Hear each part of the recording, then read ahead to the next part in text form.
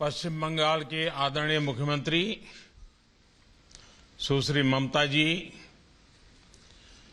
केंद्रीय मंत्रिमंडल में मेरे सहयोगी मनसुख मांडविया जी, सुभाष सरकार जी,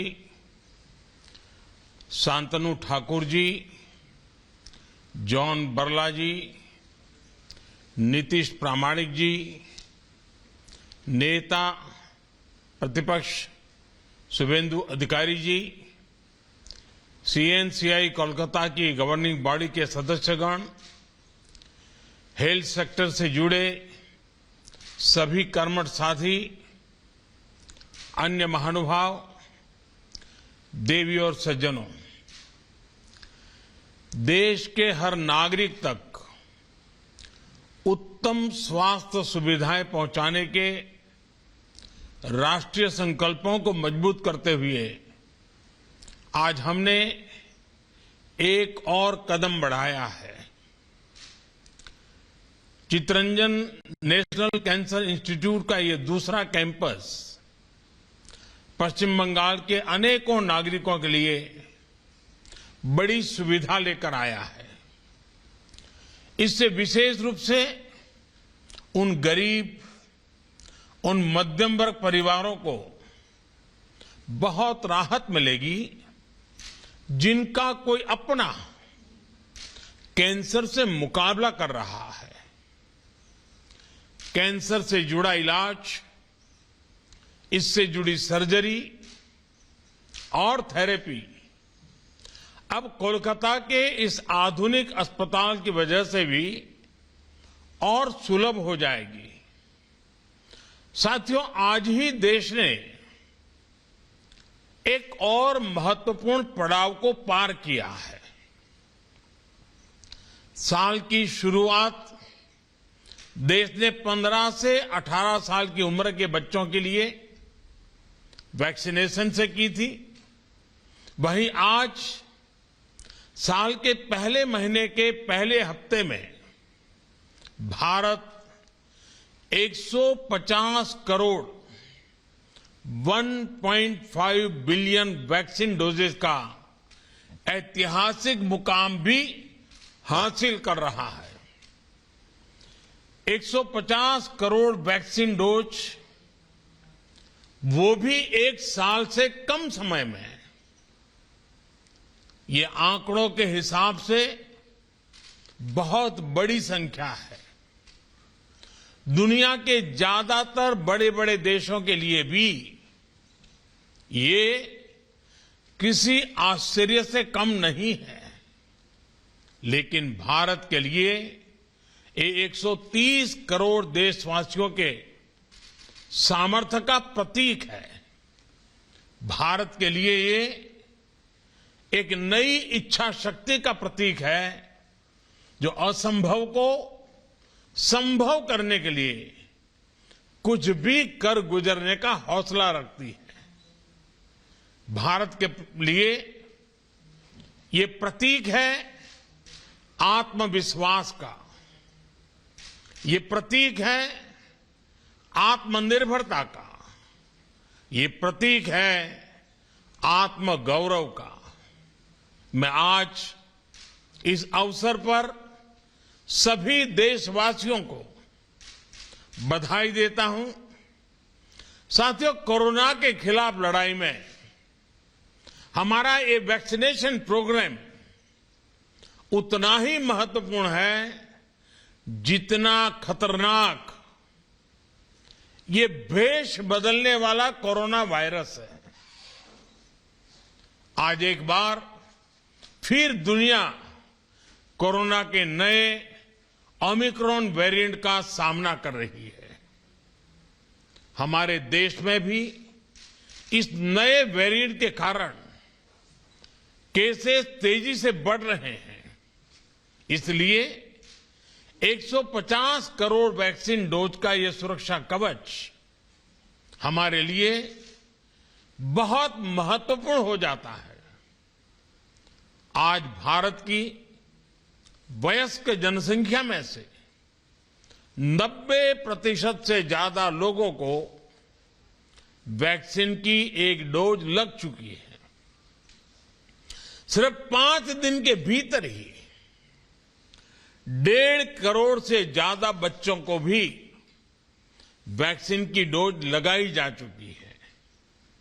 ये उपलब्धि पूरे देश की है, हर सरकार की है। मैं विशेष रूप से इस उपलब्धि के लिए देश के वैज्ञानिकों का, वैक्सीन मैन्युफैक्चरर्स का, हमारे हेल्थ सेक्टर से जुड़े साथियों का बहुत बहुत धन्यवाद करता हूं। सबके प्रयासों से ही देश ने उस संकल्प को शिखर तक पहुंचाया है जिसकी शुरुआत हमने शून्य से की थी। साथियों, 100 साल की सबसे बड़ी महामारी से मुकाबले में सबका प्रयास की भावना ही देश को मजबूती दे रही है। कोविड से लड़ने के लिए बेसिक और क्रिटिकल इंफ्रास्ट्रक्चर के निर्माण से लेकर दुनिया के सबसे बड़े, सबसे तेज मुफ्त टीकाकरण अभियान तक ये ताकत आज हर तरफ दिख रही है। इतनी भौगोलिक, आर्थिक और सामाजिक विविधताओं वाले हमारे देश में टेस्टिंग से लेकर टीकाकरण का इतना बड़ा इंफ्रास्ट्रक्चर जिस तेजी से के साथ हमने विकसित किया है, वो पूरी दुनिया के लिए एक उदाहरण बन रहा है। साथियों, अंधेरा जितना घना होता है, प्रकाश का महत्व उतना ही ज्यादा होता है। चुनौतियां जितनी बड़ी होती हैं, हौसला उतना ही महत्वपूर्ण हो जाता है और लड़ाई जितनी कठिन हो, अस्त्र शस्त्र उतने ही जरूरी हो जाते हैं। सरकार द्वारा अब तक पश्चिम बंगाल को भी कोरोना वैक्सीन की करीब करीब 11 करोड़ डोज मुफ्त मुहैया कराई जा चुकी है। बंगाल को 1,500 से अधिक वेंटिलेटर, 9,000 से ज्यादा नए ऑक्सीजन सिलेंडर भी दिए गए हैं। 49 पीएसए नए ऑक्सीजन प्लांट्स ने भी काम करना शुरू कर दिया है। ये कोरोना से मुकाबले में पश्चिम बंगाल के लोगों की मदद करेंगे। साथियों, चित्तरंजन नेशनल कैंसर इंस्टीट्यूट के कैंपस में लगी देशबंधु चित्तरंजन दास जी और महर्षि सुश्रुत की प्रतिमाएं तो हम सभी के लिए बहुत बड़ी प्रेरणा है। देशबंधु जी कहते थे, मैं इस देश में बार बार जन्म लेना चाहता हूं ताकि मैं इस देश के लिए जी सकूं, इसके लिए काम कर सकूं। महर्षि सुश्रुत स्वास्थ्य के क्षेत्र में पुरातन भारतीय ज्ञान के प्रतिबिंब रहे। ऐसी प्रेरणाओं से बीते वर्षों में देशवासियों के स्वास्थ्य से जुड़े संपूर्ण समाधानों के लिए होलिस्टिक तरीके से काम हुआ है। सबका प्रयास की भावना से आज देश के हेल्थ इंफ्रा को, हेल्थ प्लानिंग को इंटीग्रेटेड करने का, राष्ट्रीय संकल्पों से जोड़ने का काम तेजी से हो रहा है। हम हेल्थ सेक्टर में आज जो चुनौतियां हैं, उनसे निपटने के साथ साथ भविष्य को सुरक्षित बनाने के लिए भी निरंतर काम में जुटे हैं। वो वजहें जो बीमारियों का कारण बनती हैं, उन्हें दूर करने का प्रयास हो रहा है। बीमार होने की स्थिति में इलाज सस्ता और सुलभ हो, इस पर हमारी सरकार का ध्यान है। और उसके साथ ही डॉक्टर और मेडिकल इंफ्रा की कैपेसिटी का विस्तार करके स्वास्थ्य सेवाओं को बेहतर बनाया जा रहा है। साथियों, इसलिए अपने हेल्थ सेक्टर को ट्रांसफॉर्म करने के लिए देश आज preventive health, affordable health care, supply side intervention और मिशन मोड अभियानों को गति दे रहा है। प्रिवेंटिव हेल्थ केयर को yoga, Ayurveda, fit India movement, universal immunisation जैसे माध्यमों से प्रोत्साहित किया जा रहा है। स्वच्छ भारत मिशन और हर घर जल जैसी राष्ट्रीय योजनाओं से गांव और गरीब परिवारों को अनेक बीमारियों से बचाने में मदद मिल रही है। आर्सेनिक और दूसरे चरणों से जो पानी प्रदूषित होता है, देश के अनेक राज्यों में कैंसर का भी एक बड़ा कारण है। हर घर जल अभियान के इसके द्वारा इस समस्या के समाधान में बहुत मदद मिल रही है। साथियों, लंबे समय तक हमारे यहां गरीब और निम्न मध्यम वर्ग स्वास्थ्य सुविधाओं से इसलिए वंचित रहे क्योंकि या तो इलाज सुलभ ही नहीं था या बहुत महंगा था। गरीब अगर गंभीर बीमारी से ग्रसित होता था तो उसके पास दो ही विकल्प थे, या तो वो कर्ज ले, अपना घर या जमीन बेचे, या फिर इलाज का विचार ही टाल दे। कैंसर की बीमारी तो ऐसी है जिसका नाम सुनते ही गरीब और मध्यम वर्ग हिम्मत हारने लगता है। गरीब को इसी कुचक्र, इसी चिंता से बाहर निकालने के लिए देश सस्ते और सुलभ के लिए निरंतर कदम उठा रहा है। बीते सालों में कैंसर के इलाज के लिए जरूरी दवाओं की कीमत में काफी कमी की गई है। अभी मनसुख भाई इसका विस्तार से बता भी रहे थे।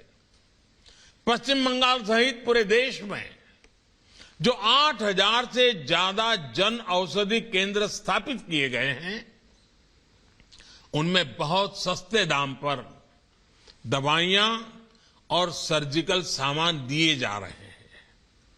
इन स्टोर्स पर कैंसर की भी 50 से अधिक दवाइयां बहुत कम कीमत पर उपलब्ध है। कैंसर की सस्ती दवाओं को उपलब्ध कराने के लिए विशेष अमृत स्टोर भी देश भर में चल रहे हैं। सरकार का यही सेवा भाव, यही संवेदनशीलता गरीबों को सस्ता इलाज सुनिश्चित करने में मदद कर रहा है। सरकार ने 500 से ज्यादा दवाइयों की जो कीमत नियंत्रित की है, वो भी मरीजों के हर साल 3,000 करोड़ रुपए से भी ज्यादा रकम बचा रही है। नागरिकों के पैसे बच रहे हैं। कोरोनरी स्टेंट्स की कीमत तो फिक्स किए जाने की वजह से हार्ट के मरीजों के हर साल 4,500 करोड़ रुपए से ज्यादा बच रहे हैं। सरकार ने नी इम्प्लांट्स की कीमत कम करने का जो निर्णय किया, उसका विशेष लाभ हमारे सीनियर सिटीजन्स को, हमारे बुजुर्ग माताओं बहनों को, पुरुषों को उसका लाभ हुआ है। इस वजह से बुजुर्ग मरीजों से 1,500 करोड़ रुपया हर वर्ष बच रहे हैं। सरकार जो प्रधानमंत्री नेशनल डायलिसिस प्रोग्राम चला रही है, उसकी मदद से 12 लाख गरीब मरीजों को मुफ्त डायलिसिस की सुविधा मिली है। इससे भी उनके 520 करोड़ रुपए से भी ज्यादा रकम उनकी बचत हुई है। साथियों, आयुष्मान भारत योजना आज एफोर्डेबल और इंक्लूसिव हेल्थ केयर के मामले में एक ग्लोबल बेंचमार्क बन रही है। पीएम जय के तहत देश भर में 2 करोड़ 60 लाख से ज्यादा मरीज अस्पतालों में अपना मुफ्त इलाज करा चुके हैं। अनुमान है कि अगर ये योजना नहीं होती तो इन्हीं मरीजों के अपने इलाज पर 50 से 60 हजार करोड़ रुपए खर्च करने पड़ते। साथियों, आयुष्मान भारत का लाभ 17 लाख से ज्यादा कैंसर के मरीजों को भी हुआ है। चाहे कीमोथेरेपी हो, रेडियोथेरेपी हो या फिर सर्जरी, इन मरीजों को अस्पताल में हर सुविधा मुफ्त मिली है। कल्पना कीजिए, सरकार के ये प्रयास नहीं होते तो कितने गरीबों का जीवन संकट में फंस जाता या कितने परिवार कर्ज के कुचक्र में फंस जाते। साथियों, आयुष्मान भारत सिर्फ मुफ्त इलाज का माध्यम पर नहीं है, बल्कि अर्ली डिटेक्शंस, अर्ली ट्रीटमेंट, इसमें भी बहुत कारगर सिद्ध हो रही है। ये कैंसर जैसी सभी गंभीर बीमारियों के लिए बहुत आवश्यक है, वरना हमारे यहां तो ज्यादातर मामलों में कैंसर का पता लास्ट स्टेज में ही चलता था, जब बीमारी लाइलाज हो जाती थी। इसी समस्या को दूर करने के लिए 30 वर्ष से अधिक आयु के साथियों में डायबिटीज, हाइपरटेंशन और कैंसर की स्क्रीनिंग पर बल दिया जा रहा है। आयुष्मान भारत योजना के तहत गांव-गांव में बन रहे हजारों हेल्थ एंड वेलनेस सेंटर इसमें आज बहुत उपयोगी सिद्ध हो रहे हैं। बंगाल में भी ऐसे 5000 से ज्यादा हेल्थ एंड वेलनेस सेंटर बनाए गए हैं। देश भर में लगभग 15 करोड़ लोगों को ओरल, ब्रेस्ट और सर्वाइकल कैंसर के लिए स्क्रीन किया जा चुका है। स्क्रीनिंग के बाद जिनमें लक्षण दिखते हैं, उनके इलाज के लिए गांव के स्तर पर ही हजारों स्वास्थ्य कर्मियों को विशेष रूप से ट्रेन भी किया गया है। साथियों, एक और बहुत बड़ी समस्या हमारे हेल्थ सेक्टर की रही है, डिमांड और सप्लाई में बहुत बड़ा गैप। डॉक्टर और दूसरे हेल्थ प्रोफेशनल्स हो या फिर हेल्थ इंफ्रास्ट्रक्चर, डिमांड और सप्लाई के इस गैप को भरने के लिए भी देश में आज मिशन मोड पर काम हो रहा है। साल 2014 तक देश में अंडर ग्रेजुएट और पोस्ट ग्रेजुएट सीटों की संख्या 90,000 के आसपास थी। पिछले 7 सालों में इनमें 60,000 नई सीटें जोड़ी गई हैं। साल 2014 में हमारे यहां सिर्फ 6 एम्स होते थे। आज देश 22 एम्स के सशक्त नेटवर्क की तरफ बढ़ रहा है। भारत के हर जिले में कम से कम एक मेडिकल कॉलेज जरूर हो, इसके लिए काम किया जा रहा है। इन सभी संस्थानों में कैंसर जैसी गंभीर बीमारियों के इलाज की सुविधाएं जोड़ी जा रही है। देश में कैंसर केयर इंफ्रास्ट्रक्चर को मजबूत करने के लिए 19 स्टेट कैंसर इंस्टीट्यूट्स और 20 टर्सरी केयर कैंसर सेंटर्स भी स्वीकृत किए गए हैं। 30 से अधिक संस्थानों पर तेजी से काम चल रहा है। पश्चिम बंगाल में भी कोलकाता, मुर्शिदाबाद और वर्धमान के मेडिकल कॉलेज में अब कैंसर से मरीजों का इलाज और आसानी से हो जाएगा। हमारे आरोग्य मंत्री मनसुख भाई ने इसका विस्तार से वर्णन भी किया है। इन सारे प्रयासों का एक बहुत बड़ा प्रभाव हमारे देश में डॉक्टरों की उपलब्धता पर पड़ेगा। जितने डॉक्टर देश में पिछले 70 वर्षों में बने, उतने डॉक्टर देश में अब अगले 10 वर्षों में बनने जा रहे हैं। साथियों, पिछले वर्ष देश में जो 2 बड़े राष्ट्रीय अभियान शुरू किए गए हैं, वो भी भारत के हेल्थ सेक्टर को आधुनिक स्वरूप देने में बहुत मदद करेंगे। Ayushman Bharat digital health mission इलाज में देशवासियों की सहूलियत बढ़ाएगा। मेडिकल हिस्ट्री के डिजिटल रिकॉर्ड से इलाज आसान और प्रभावी हो जाएगा। छोटी छोटी बीमारियों के लिए अस्पताल के चक्कर का झंझट कम होगा और इलाज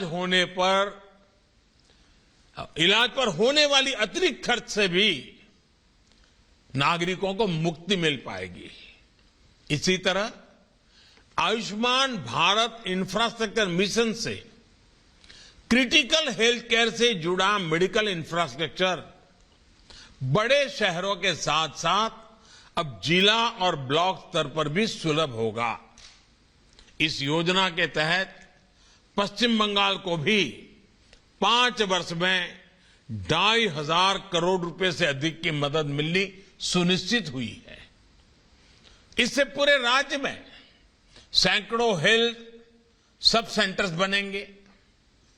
लगभग 1,000 शहरी health and wellness centre operational होंगे।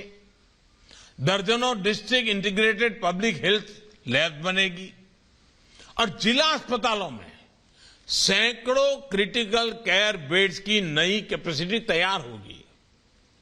ऐसे प्रयासों से हम भविष्य में कोरोना जैसी महामारी से और बेहतर तरीके से निपट पाएंगे। भारत को स्वस्थ और समर्थ बनाने का ये अभियान ऐसे ही जारी रहेगा। मेरा सभी नागरिकों से फिर आग्रह है कि सतर्क रहें, सभी जरूरी सावधानियां बरतें। मैं फिर एक बार इस कार्यक्रम में उपस्थित हर किसी का हृदय से बहुत बहुत धन्यवाद करता हूं। आप सबको अनेक अनेक शुभकामनाएं देता हूं। बहुत बहुत धन्यवाद।